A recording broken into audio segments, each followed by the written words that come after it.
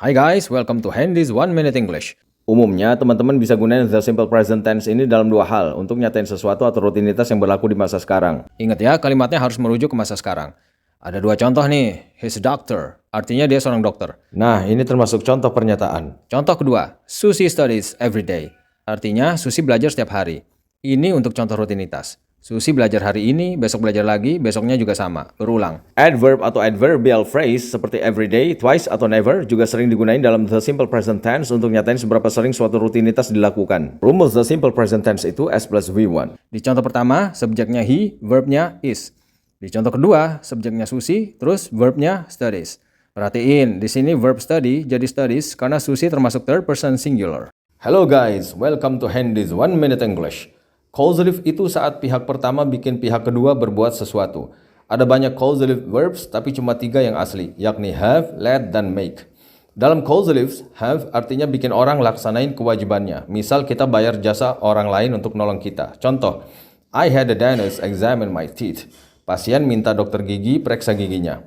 Terus let artinya membolehkan atau membiarkan. I let the children play outside. Pembicara izinkan anak-anak main di luar rumah. Terakhir make artinya menjadikan atau memaksa. The teacher made me study hard for the exam. Gurunya bikin dia belajar keras sebelum ujian. Misal disuruh hafalin banyak materi dalam waktu 3 hari sebelum ujian. Rumus causative asli itu S plus CV plus agent plus V plus O. Pihak pertama subjek, pihak kedua agent. Verb CV disesuaikan sama subjek, sedang verb setelah agent harus dalam bentuk base verb. What's up guys? Welcome to Handy's 1 Minute English. Kalimat itu harus punya objek kalau mau diubah jadi passive voice. Di bentuk ini subjek dapat tindakan dari objek. Pola ini digunain kalau kita lebih pentingin fokus kalimat ke pihak yang dapat tindakan. Kadang objeknya atau kalau di causative agentnya nggak disebut kalau identitasnya dianggap nggak terlalu penting untuk diketahui atau memang pendengar udah tahu tanpa perlu disebut lagi. Contoh, we were discussing a plan. A plan was being discussed. I finished my homework. My homework has been finished. Professor Williams will teach quantum mechanics. Quantum mechanics will be taught by Professor Williams. Rumus passive itu S plus auxiliary verb plus V3. Di bagian akhir bisa ditambah by object. Sekarang perhatiin. I had my friend do the task. I had the task done by my friend. Nah, di bentuk causative ini passive-nya tinggal pindahin objek yakni the task ke depan terus gunain V3 dari do yakni done. Abis itu bisa kita tambahin by agent. Hi guys, how's it going? Welcome to Handy's 1 Minute English. The present continuous tense atau the present progressive tense digunain untuk nyatain kegiatan atau situasi yang sedang berlangsung. Misal Bagas lagi belajar di kamarnya, terus omnya datang berkunjung. Kakaknya Bagas, Doni, ditanya sama omnya, "Hai Doni, where's Bagas?" Doni bisa jawab, he's studying right now. Adverb atau adverbial phrase seperti now, right now, atau at the moment sering digunain di pola kalimat seperti ini. Kita juga bisa gunain tense ini untuk nyatain hal yang udah kita rencanain yang mau dilakukan. Misal besok pagi Andi punya rencana naik mobil ke Samarinda karena ada urusan mendadak. Gak lama dia ketemu temennya yang ngajak mancing di jam yang sama besok. Maka Andi minta maaf ke temennya terus jelasin, I'm driving to Samarinda tomorrow morning. Artinya, besok pagi saya mau mengendarai mobil ke Samarinda. Rumus the present continuous tense itu S plus to be bentuk present yakni am, are, atau is plus ing verb. Di contoh 1, subjeknya he, to be-nya is, ing verbnya studying. Contoh 2, subjeknya I, to be-nya am, ing verbnya driving. Zero conditional digunain untuk nyatain fakta atau perintah. If you subtract 15 from 20, you get 5. Call me if you have any questions. First conditional untuk nyatain hasil yang akan didapat kalau berbuat sesuatu. Contoh, if you study hard, you'll pass the exam. Second conditional itu untuk pengandaian yang mustahil, membayangkan hasil yang didapat seandainya terjadi sesuatu di masa sekarang tapi situasinya nggak sesuai kenyataan. Contoh, I'd be very happy if my sister were here, atau was here, kalau versi informal. Third conditional sama seperti second conditional tapi pengandaiannya ke hal yang udah berlalu. Contoh, if Alex hadn't helped you yesterday, you wouldn't have succeeded. Kalau mixed conditional itu kombinasi. Sekarang untuk rumus. Zero conditional gunain simple present di kedua klausanya. First conditional gunain simple present di klausa if-nya dan simple future di klausa satunya. Second conditional gunain simple past conditional di klausa if-nya, simple future conditional di klausa satunya. Third conditional gunain past perfect di klausa if-nya, future perfect conditional di klausa satunya. What's up guys? Welcome to Handy's 1 Minute English.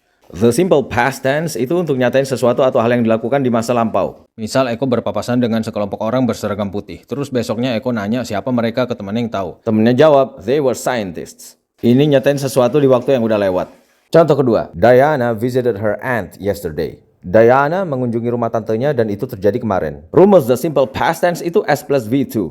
Di contoh pertama, subjeknya they, V2-nya were. Di contoh 2, subjeknya Diana dan V2-nya visited. The simple past tense biasa disertai adverb atau adverbial phrase sebagai penunjuk masa lalu seperti yesterday, 2 days ago, a week ago. Narrative text itu menceritakan sesuatu sebagai bacaan hiburan. Umumnya strukturnya itu orientation atau pengenalan, complication atau permasalahan, resolution atau penyelesaian masalah, dan reorientation atau bagian ending yang biasanya ada pesan moral. Narrative text biasanya diceritain sesuai urutan kejadian dan gunain past tenses, kecuali di bagian dialog langsung dari karakternya, karena pas itu present tense yang digunain. Contoh narrative text. Long time ago, there lived a wise king. One day during a journey, the king lost his way and got separated from his men. He fell from a cliff and was knocked unconscious. Fortunately, he was found by a young man deep in the forest. The king eventually regained his health, thanks to the man who treated him well. He said, "You have my thanks. I finally found a man worthy to be my successor." After returning to his kingdom, the king married his daughter to the man. Decades had passed. The man succeeded the crown and ruled the kingdom as wise king, just like his father-in-law. You're watching Handy's 1 Minute English. Hope itu berharap hal yang mungkin terwujud. My boss hopes I finish the project by next summer. Bisa juga gunain will, jadinya hopes I'll finish. Di contoh ini preposisi by digunain karena ada keterangan waktu, yakni next summer. Di sini kita gunain hope plus simple present. Kalau tambahin will maka jadi hope plus simple future. Tapi yang lebih umum itu yang gunain simple present. Kalau gunain hope to maka harus subjeknya sendiri yang berbuat hal yang diharapkan. Contoh, I hope to get a job soon. Contoh kedua, I hope you're doing well in school. Di sini lawan bicara kita itu siswa sekolah. Hari-harinya saat ini dia jalani di sekolah. Di sini kita nyatain harapan ke hal yang sedang berlangsung. Maka tense-nya hope plus present continuous. Contoh ketiga, kemarin Joko dan Budi ujian. Joko lulus tapi dia langsung pulang jadi nggak tahu Budi lulus atau enggak. Esok harinya Joko harap pas kemarin itu Budi juga lulus. Maka di sini hope plus simple past digunain. I hope Budi passed the exam yesterday. This is Handy's 1 Minute English. Wish itu berharap tentang hal yang nggak mungkin terjadi. Bisa diganti sama if only kalau yang berharap itu dirinya sendiri. I wish he would stop talking. Atau if only he would stop talking. Pola ini digunakan kalau ada hal yang menyebalkan yang nggak mungkin diubah. Misal di contoh ini pembicara kesal dengar orang yang terus bicara, nggak mau diem. Tense-nya wish plus simple future conditional. Contoh kedua, Emma wishes her sister were still in Jakarta.